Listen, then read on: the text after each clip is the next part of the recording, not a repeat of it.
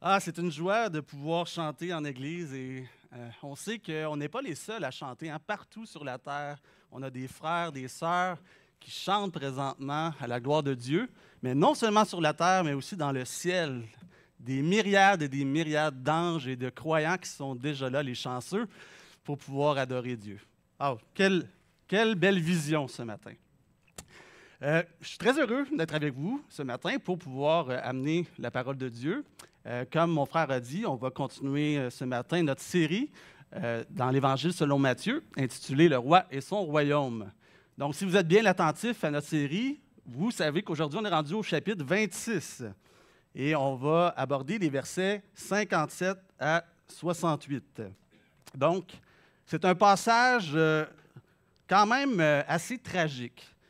C'est un passage où on plonge au cœur d'un moment, oui, tragique, mais aussi très révélateur. Révélateur sur la personne de Jésus, mais révélateur aussi sur le plan de Dieu pour le salut du monde. Donc, on va regarder ça et évidemment, on va parler de la justice aujourd'hui. De la justice d'un côté et de l'injustice de l'autre. Injustice de Dieu, injustice des hommes, justice de Dieu. Il ne faut pas que je mélange les deux. Donc, c'est un moment où la lumière va surgir des ténèbres. Un moment où le cœur de Jésus va se révéler, mais aussi un moment où le cœur de l'homme va se révéler. Et j'ai intitulé mon message « Le juste jugé par les injustes ». Et je crois que le titre de ce message-là résume bien cette scène bouleversante qu'on va voir ce matin. Mais on va commencer par la lecture de notre passage. Donc, ça se peut qu'il y ait des petits problèmes avec la mallette ce matin, mais heureusement, j'ai mon épouse à l'arrière, la meilleure personne que je peux avoir, pour pouvoir m'aider avec ça. Donc, on va lire ensemble. Si vous avez vos Bibles, je vous invite à les ouvrir, sinon je l'ai affiché aussi à l'écran. Le passage de ce matin à partir du verset 57. Ceux qui avaient saisi Jésus l'emmenèrent chez le souverain sacrificateur Caïphe, où les scribes et les anciens étaient assemblés. Pierre le suivit de loin jusqu'à la cour du souverain sacrificateur, y entra et s'assit avec les serviteurs pour voir comment cela finirait. Les principaux sacrificateurs et tout le Sanhédrin cherchaient quelques faux témoignages contre Jésus, suffisants pour le faire mourir. Mais ils n'en trouvèrent point, quoique plusieurs faux témoins se soient présentés. Enfin, il en vit deux, qui dirent, « Celui-ci a dit, je puis détruire le temple et le rebâtir en 3 jours. » Le souverain sacrificateur se leva et lui dit, « Ne réponds-tu rien? Qu'est-ce que ces hommes déposent contre toi? » Jésus garda le silence.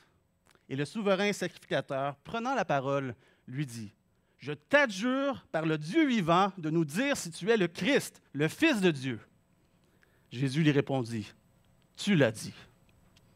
De plus, je vous le déclare, vous verrez désormais le Fils de l'homme assis à la droite de la puissance de Dieu et venant sur les nuées du ciel. » Alors le souverain sacrificateur déchira ses vêtements, disant, « Il a blasphémé!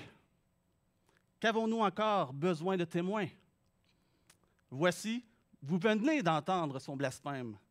Que vous en semble? » Ils répondirent, « Il mérite la mort. » Là-dessus, ils lui crachèrent au visage et lui donnèrent des coups de poing et des soufflets en disant, « Christ, prophétise! Dis-nous qui t'a frappé. » Que Dieu bénisse sa parole. Prions. Père, nous te remercions pour l'encouragement des Écritures et comment les Écritures nous donnent si souvent de l'espérance quand nous sommes dans un état de désespoir, quand on est découragé. Seigneur, on sait que ta parole donne la vie. On sait que ta parole sanctifie ceux qui l'écoutent et la mettent en pratique. Alors qu'on va examiner ce passage ce matin, je prie pour que ça se produise dans nos vies. Par ta grâce, puisses-tu nous sanctifier, nous encourager, nous accorder l'espérance alors qu'on est dans l'affliction. Ouvre nos yeux à ta vérité afin qu'on puisse voir ta gloire et être transformés alors que nous contemplons ton visage à travers la parole. Amen.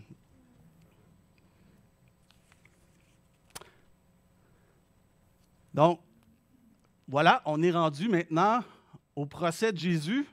On a atteint ce point dans l'Évangile de Matthieu où Jésus va se tenir devant des juges injustes, les juges injustes de ce monde, pour rendre compte de quoi? De n'avoir absolument rien fait de mal. C'est révoltant, n'est-ce pas, de voir l'injustice quand vous voyez ça dans les médias, quand vous connaissez quelqu'un personnellement qui vit une injustice. C'est tellement révoltant. Mais ici, c'est le comble. La pire injustice, c'est Jésus qui l'a subie.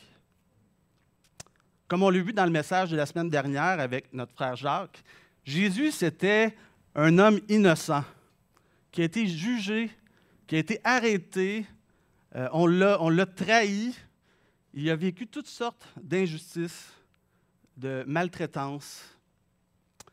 Il a été trahi par l'un de ses disciples, Judas, et ça l'a certainement fait très mal, très, très mal. Et à ce moment-là de l'Évangile de Matthieu, la crucifixion est proche, elle s'en vient, elle se rapproche de plus en plus de Jésus. Et Jésus a été trouvé dans le jardin de Gethsémane, il a été capturé par la foule, les soldats, et maintenant il n'y a plus personne à ses côtés, plus personne pour le soutenir, parce qu'on a dit la dernière fois que les disciples, ils avaient tous fui. Il reste maintenant juste Jésus et ses ennemis. C'est ça la scène que vous avez ce matin devant vos yeux. Jésus est amené devant le Sanhédrin. Donc, un grand mot, le Sanhédrin. On va voir ensemble qu'est-ce que le Sanhédrin. En gros, c'est le conseil religieux juif à l'époque. Et on y retrouve des sacrificateurs, des principaux sacrificateurs, ça veut dire les principaux prêtres de l'époque, des scribes qui étaient des juristes. On y retrouve des anciens, les chefs du peuple, ceux qui ont l'expérience, qui sont respectés. Donc, tout ce beau monde est sous la direction du souverain sacrificateur. Et le souverain sacrificateur, c'est le représentant suprême du peuple de Dieu devant Dieu. Donc, maintenant, on sait c'est quoi le Sanhédrin. C'est quelque chose. C'est censé être des gens honorables, des gens respectés, des sages. Donc, c'est frappant de voir comment le Sanhédrin, une institution tellement respectée, c'est intéressant de voir comment elle est impliquée dans le procès de Jésus. Le tribunal qui est censé défendre la justice, bien, il est marqué par l'injustice. Il est marqué aussi par l'illégalité. Pourquoi l'illégalité?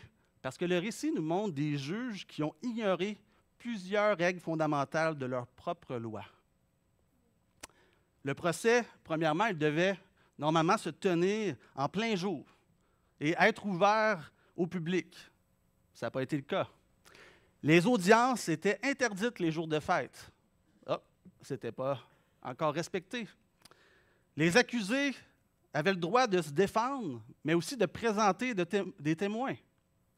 Quelque chose que Jésus n'a pas eu l'occasion de faire. Et une exécution ne pouvait pas avoir lieu le jour même de la condamnation. Et là, c'est le comble du comble.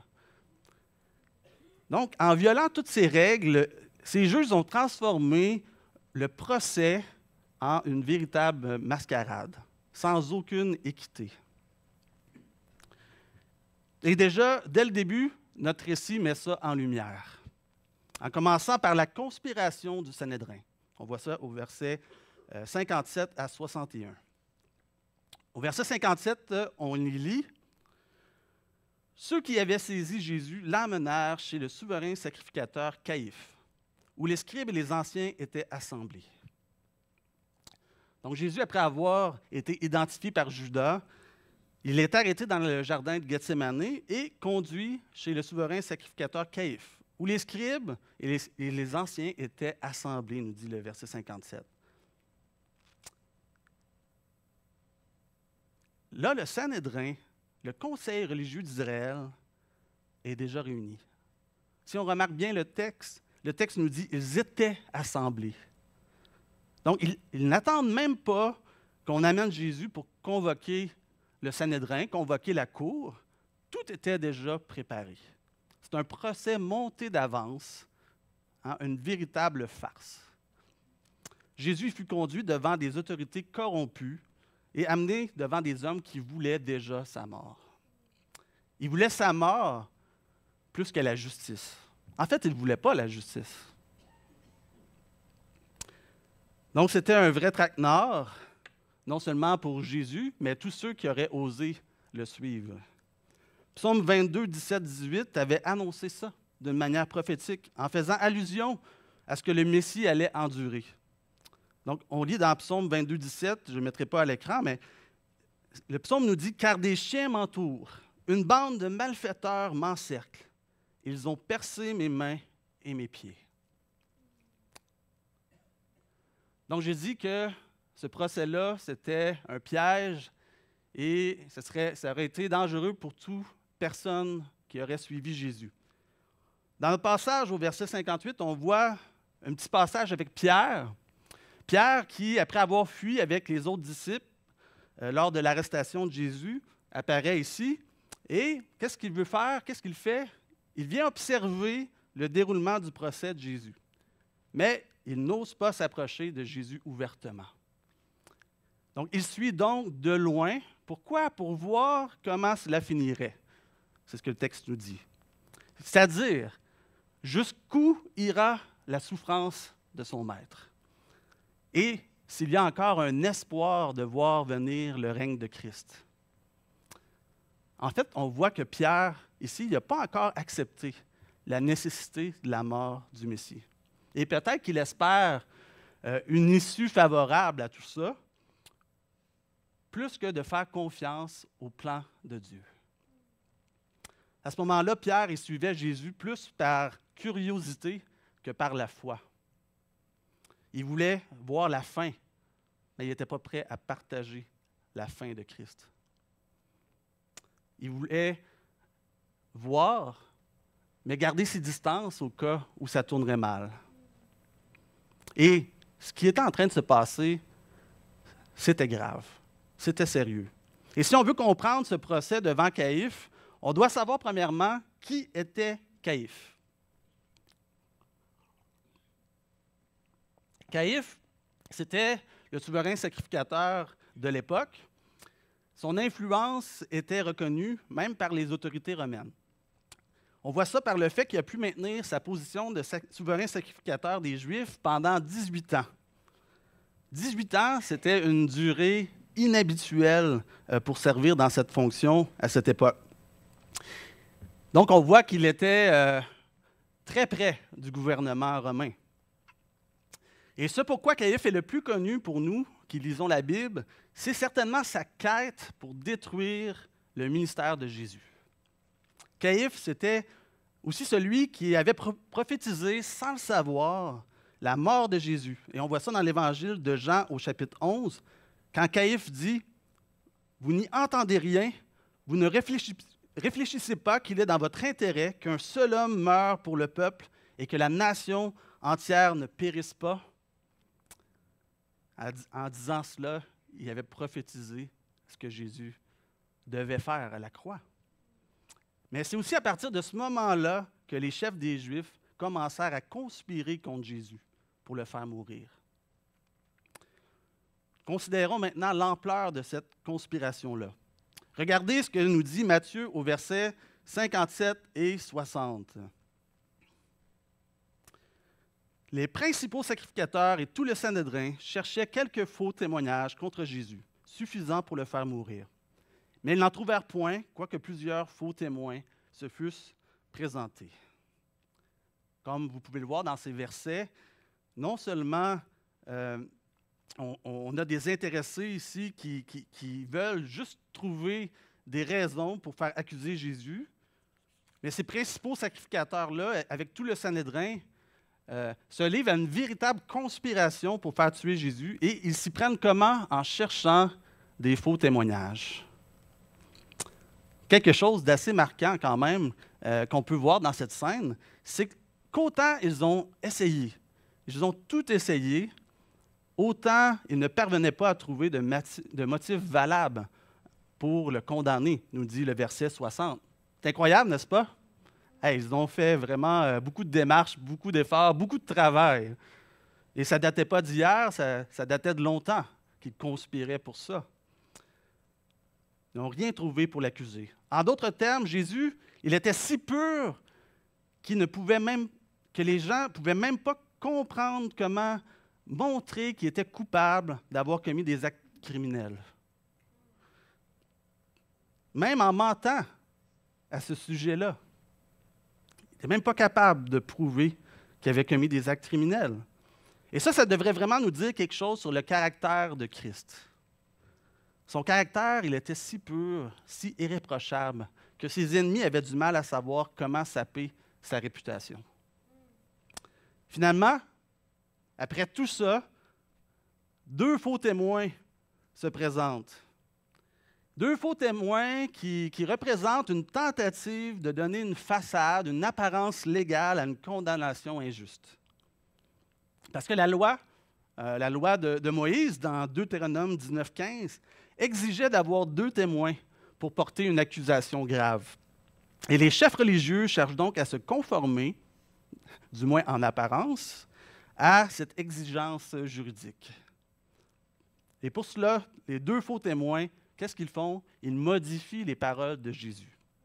Et on lit au verset 60-61, « Finalement, il en vint tout de même 2 qui déclarèrent, « Cet homme a dit, je peux démolir le temple et le rebâtir en 3 jours. » Cette parole-là, elle fait écho à Jean 2,19, où Jésus parle du temple de son corps, en disant « Détruisez ce temple et en 3 jours, je le relèverai. » C'est ça qu'il a dit. Les faux témoins, ils tentent de condamner Jésus, mais à travers leurs accusations, qu'est-ce qui se passe? La vérité est dévoilée à propos de Jésus et de son œuvre. Vous savez, on vit dans un monde où la vérité, elle est manipulée. On le voit, c'est monnaie courante, on le voit dans les médias, les réseaux sociaux, un peu partout. L'intelligence artificielle qui manipule la vérité, qui nous fait douter, qui nous fait croire des choses qui n'existent pas. Et en quelques heures, les paroles de quelqu'un peuvent être sorties de leur contexte, peuvent être déformées, tordues, pour signifier quelque chose de complètement différent. Une phrase peut être coupée dans une vidéo. Soudain, la personne semble dire des choses qui sont à l'opposé de ce qu'elle voulait vraiment dire. Et c'est exactement ce qui s'est passé avec Jésus. Ses paroles ont été manipulées, déformées, utilisées contre lui. Mais voici la différence, même nous, quand on tord nos paroles, nous, on a encore des péchés réels pour lesquels on doit répondre. Pas Jésus. Ils ont dû fabriquer des accusations parce qu'il n'y avait aucune faute à trouver chez lui. Ce passage-là sur la conspiration contre Jésus nous rappelle l'importance pour nous, les chrétiens, d'être des gens de vérité. Soyons des gens de vérité. Dans un monde qui manipule constamment les paroles, les faits, que l'Église de Jésus-Christ vraiment soit connue pour un lieu où la vérité, elle est sacrée. Ça veut dire, ne participons pas aux mensonges, aux rumeurs. Même quand c'est juste pour le fun sur les réseaux sociaux, ce n'est pas juste sur les réseaux sociaux. Soyons toujours des gens de vérité. De cette façon, les accusations qui sont portées contre nous, elles vont être mises à l'épreuve et la vérité va finir par être dévoilée. Rappelons-nous aussi quand on est accusé injustement, ce que notre Sauveur a vécu. Jésus a subi des accusations bien pires que tout ce que nous vivrons jamais. Et il le fait pour nous. On a vu la conspiration du conseil religieux. Regardons maintenant les versets 62 et 63 de notre texte. Cette conversation entre Caïphe, le souverain sacrificateur injuste, comme je l'ai appelé, et Jésus, le souverain sacrificateur juste et parfait. Donc on lit. Le souverain sacrificateur se leva et lui dit, « Ne réponds-tu rien? Qu'est-ce que ces hommes déposent contre toi? » Jésus garda le silence. Vous savez, à ce stade, Jésus, il aurait pu dire juste une parole. Il aurait pu dire simplement à Caïphe que les deux témoins déformaient et sortaient ces paroles de son contexte. Il aurait pu faire ça. Si c'était nous qui avions été à cette place-là, sans doute que c'est ce qu'on aurait fait. Mais ce n'est pas ce qu'il a fait, parce que ce n'était pas son but.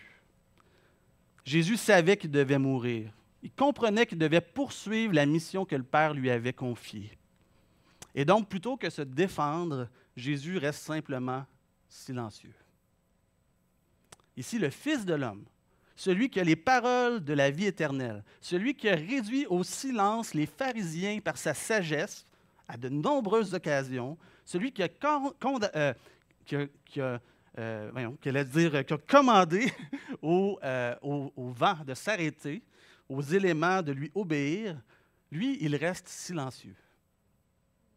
Pourquoi? Parce qu'il savait quelque chose que personne d'autre ne savait.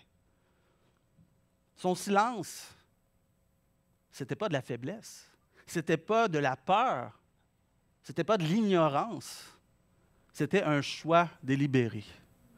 C'était l'accomplissement de la prophétie. C'était l'obéissance parfaite au plan du Père. Si Jésus il avait parlé, s'il s'était défendu, s'il avait utilisé sa sagesse, comme il l'a fait tellement de fois auparavant, bien, le plan de rédemption de Dieu, il aurait été compromis. Donc, ce n'était pas ce que Jésus voulait faire. Il devait mourir, il devait être condamné. Il devait porter nos péchés sur la croix. Et donc, dans un acte d'amour incroyable, il est resté silencieux devant tout ça. Et ce faisant, il a accompli dans Ésaïe, il a accompli la prophétie d'Ésaïe 53:7 que j'ai mis à l'écran, qui dit « Il a été maltraité et opprimé. Il n'a point ouvert la bouche, semblable à un agneau qu'on mène à la boucherie, à une brebis muette devant ceux qui la tombent. Il n'a point ouvert la bouche. » Jésus n'a pas dit un mot pendant qu'on l'accusait. Et nous, comment réagissons-nous face à l'injustice? Quand on nous accuse à tort, est-ce qu'on fait confiance à Dieu comme Jésus a fait confiance à Dieu, à la souveraineté de Dieu dans tout ce qui se passait dans sa vie? Le silence de Jésus n'était pas de la résignation. C'était pas parce qu'il devait faire quelque chose qu'il était obligé de faire. C'était de la foi. C'était un acte de foi. Il savait que son Père voyait tout, qu'il jugerait avec justice et que rien n'échappait à sa souveraineté. Rien n'échappait à son contrôle. Jésus ici nous montre la voie d'une confiance tranquille qu'on devrait avoir. Une confiance qui dépend d'une foi qui ne dépend pas du verdict des hommes, mais plutôt de celui du Père. Le calme souverain de Jésus, il a mis fin au tumulte des faux témoins et il a réduit leur mensonge à néant. Le silence de Jésus a été assez puissant pour déstabiliser tous les juges qui étaient devant lui. Donc, face à un tel silence, il n'y avait plus rien à dire. Alors Caïphe, frustré, décida d'aller droit au but. Il a exigé de Jésus, sous serment, qu'il lui dise s'il était le Christ, en disant « Je t'adjure par le Dieu vivant de nous dire si tu es le Christ, le Fils de Dieu. » Alors, qu'est-ce qu'a fait Jésus? Au verset 64, on peut voir qu'il ne s'est pas retenu du tout. Alors là, c'était le temps de répondre. D'abord, il a dit « Tu l'as dit ». Ça, c'est ce qui revient à dire « Oui, en effet, Caïphe, je suis le Fils de Dieu ». Mais Jésus avait encore plus à lui dire. Il continue en lui disant « De plus, je vous le déclare, vous verrez désormais le Fils de l'homme assis à la droite de la puissance de Dieu et venant sur les nuées du ciel. » Wow, une déclaration très forte En prononçant ces paroles-là, Jésus revendiquait la place la plus élevée d'honneur et de gloire. Il faisait directement allusion au psaume 110.1 et à Daniel 7, 13, 14, où le Messie est présenté comme celui qui reçoit du Père la gloire, le règne et la domination éternelle sur toutes choses. Mes amis, ce que Jésus a déclaré devant le Sanhédrin, c'était une révélation choc. Et ce qu'il a dit au Sanhédrin s'applique aussi à vous aujourd'hui. Personne n'échappera au jour de son apparition glorieuse. Écoutez ce que Jésus dit ici. Un jour viendra où vous n'aurez plus le choix. Tout le monde devra prendre une décision parce que tout le monde le verra. Vous le verrez, vous le reconnaîtrez, vous vous agenouillerez et tous seront amenés à s'incliner devant lui, devant sa majesté, sa seigneurie. Et vous pouvez soit le faire maintenant, avec la grâce qui vous est offerte dans l'Évangile, soit plus tard, quand il reviendra pour juger, quand il reviendra dans sa colère. C'est pourquoi c'est important que vous fassiez confiance à Christ aujourd'hui, que vous reconnaissiez qui il est vraiment, que vous croyez ce qu'il dit à propos de lui-même et qui est révélé dans la parole de Dieu. C'est pourquoi c'est important que vous vous soumettiez tout de suite à sa seigneurie, que vous lui remettiez toute votre vie entre ses mains. Parce qu'il serait bien mieux pour vous d'expérimenter son amour, sa grâce et son salut maintenant que de faire face à son juste jugement plus tard. Le Sanhédrin, lui, a il a entendu plutôt les affirmations de la bouche même de Jésus, mais au lieu de se repentir, de croire, qu'est-ce qu'il a fait? Il a choisi de rejeter Christ. Et la réaction des chefs juifs nous montre tristement le danger d'endurcir notre propre cœur devant la vérité qu'on entend de Dieu.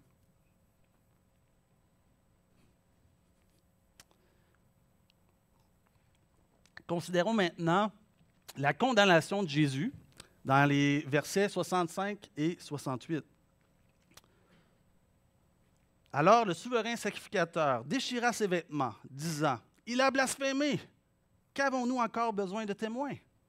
Voici, vous venez d'entendre son blasphème. Que vous en semble? » Ils répondirent, « Il mérite la mort. » Là-dessus, ils lui crachèrent au visage, lui donnèrent des coups de poing et des soufflets en disant, « Christ, prophétise, dis-nous qui t'a frappé. » Après que Jésus il a eu proclamé qui il était, ça a immédiatement conduit à un tumulte dans la foule. Quand Jésus déclare qui il est, il y a toujours une réaction. Les gens peuvent être consternés, les gens peuvent le rejeter ou se tourner vers lui, le suivre, devenir des disciples. C'est un ou l'autre. Il n'y a pas d'entre-deux. Et Jésus ne veut pas d'entre-deux. Quand Jésus s'est attribué toutes les prérogatives en citant ces prophéties de l'Ancien Testament, des prérogatives qui devaient normalement s'appliquer à Dieu seul, tout est devenu très clair. Jésus était un blasphémateur à leurs yeux.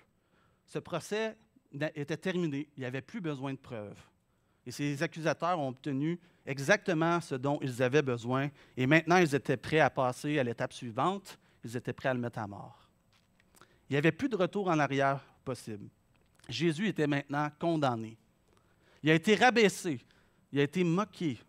Il a été traité avec cruauté. Avez-vous remarqué comment le monde réagit à la sainteté?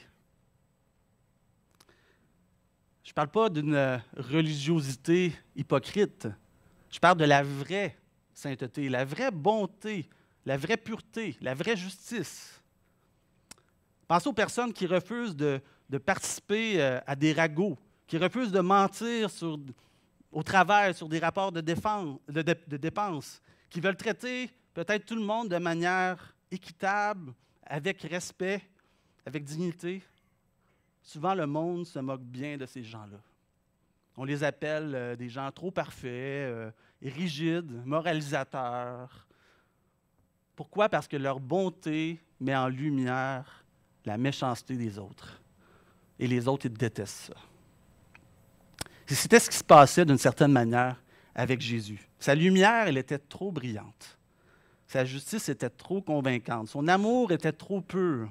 Et plutôt que de se repentir, de venir à la lumière, les chefs religieux ils ont voulu l'éteindre. Et vous savez, quand on voit ce qui s'est passé pendant ce soi-disant procès, on peut être enclin à nous mettre en colère contre ces chefs religieux, ce qu'ils ont fait, parce que tout ça était si injuste, et c'était vraiment le cas. Mais en réalité, nous ne sommes pas vraiment meilleurs. C'est vrai qu'on n'est pas coupable d'avoir participé directement à leur plan cruel, mais indirectement, nous avons tous été coupables de traiter Christ de la même manière à une certaine époque de notre vie.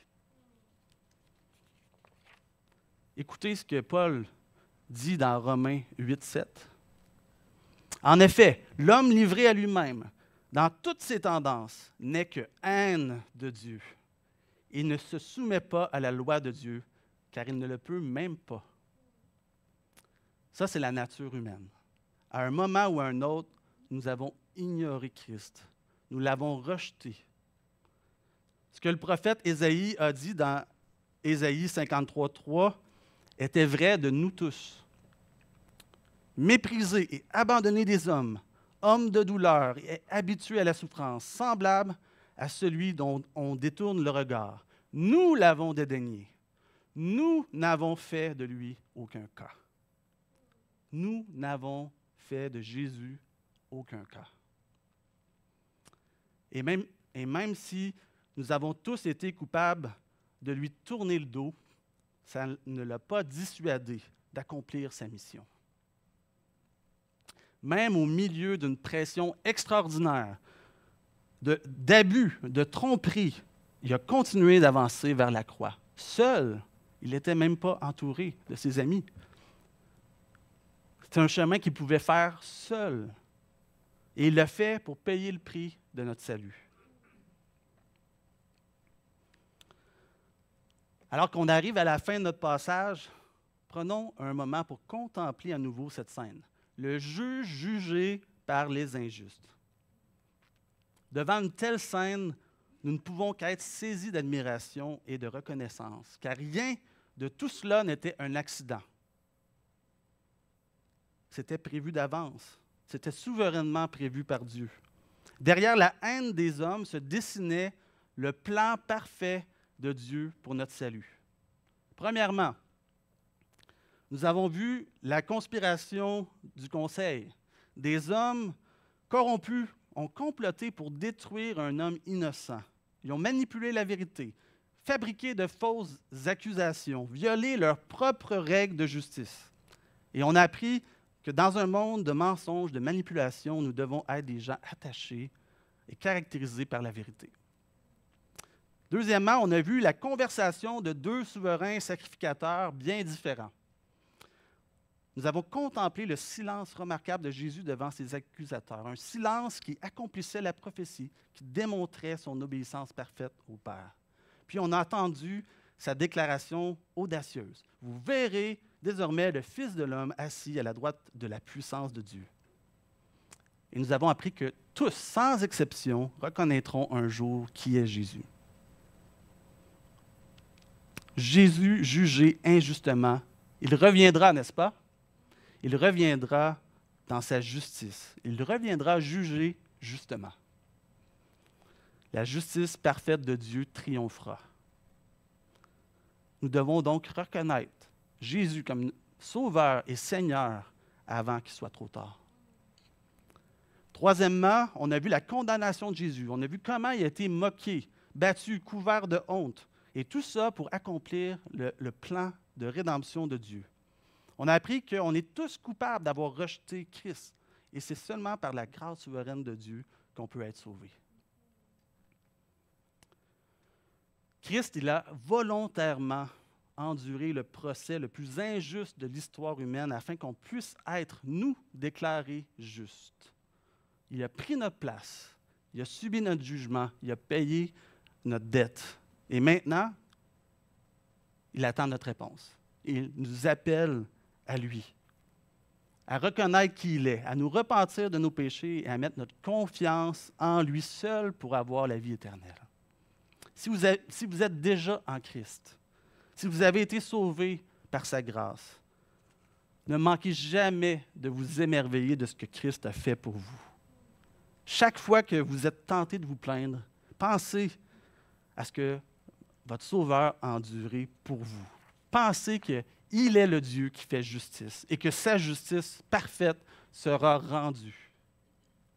Chaque fois que vous êtes tenté de penser que vous méritez mieux, souvenez-vous de ce qu'il a accepté de subir pour des pécheurs indignes comme nous.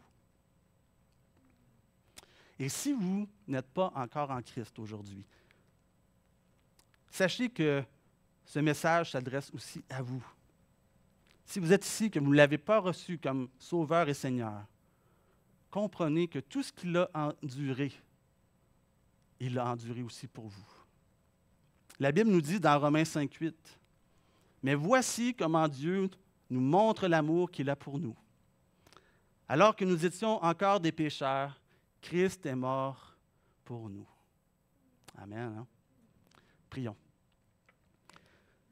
Père Céleste, nous voulons te remercier ce matin pour Christ. Christ qui est allé jusqu'à la croix pour nous. Nous te remercions de ce qu'il n'a jamais regardé en arrière quand les choses sont devenues difficiles, mais qu'il a continué à faire ta volonté. Nous te remercions pour tout ce que Christ a enduré, les mensonges, les accusations fabriquées, les témoignages tordus. Seigneur, aide-nous à être des gens attachés à la vérité dans un monde de mensonges. Nous te remercions pour les prophéties qui ont été accomplies à travers Jésus-Christ.